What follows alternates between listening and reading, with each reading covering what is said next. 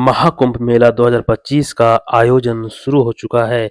महाकुंभ मेले की अवधि जो है 13 जनवरी 2025 से 26 फरवरी 2025 तक 45 दिनों तक चलने वाला है।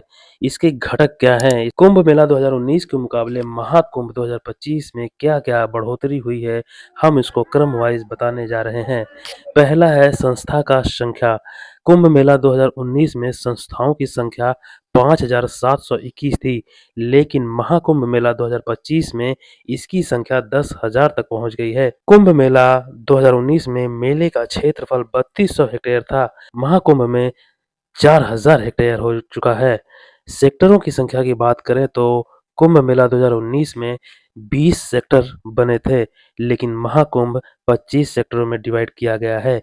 5 सेक्टर बढ़ा दिया गया है इस बार। 2019 के कुंभ मेले की बात करें तो घाटों की लंबाई 8 किलोमीटर थी, लेकिन महाकुंभ मेला 2025 में इसकी लंबाई 12 किलोमीटर कर दिया गया है। पार्किंग क्षेत्रफल 1291 हेक्टेयर में फैला हुआ था, लेकिन 2025 के महाकुंभ में 1850 हेक्टेयर कर दिया गया है। मौनी अमावस्या पर्व जो 25 जनवरी से 30 जनवरी तक होती है, इसमें 3 से लेकर 4 करोड़ श्रद्धालुओं के आने की अनुमानित संख्या थी, लेकिन महाकुंभ में ये संख्या कम से कम 5 से लेकर 6 करोड़ के आसपास होगी। कल्पवासियों की संख्या की बात करें तो कुंभ मेला में कल्पवासियों की संख्या 10 लाख थी, लेकिन महाकुंभ 2025 में ये संख्या 15 से 20 लाख तक होने वाली है। मेला क्षेत्र के चकड़ प्लेट मार्गों की लंबाई 299 किलोमीटर थी कुंभ मेला में, लेकिन महाकुंभ में ये 488 किलोमीटर तक फैला दिया गया है। पांटून पुलों की संख्या, जिसको पीपा का पुल कहा जाता है, इस पीपे के पुल की संख्या 2019 में 22 थी, लेकिन महाकुंभ में 30 पीपों के पुल बनाए गए हैं। पांटून पुलों की संख्या इस बार 30 तक है।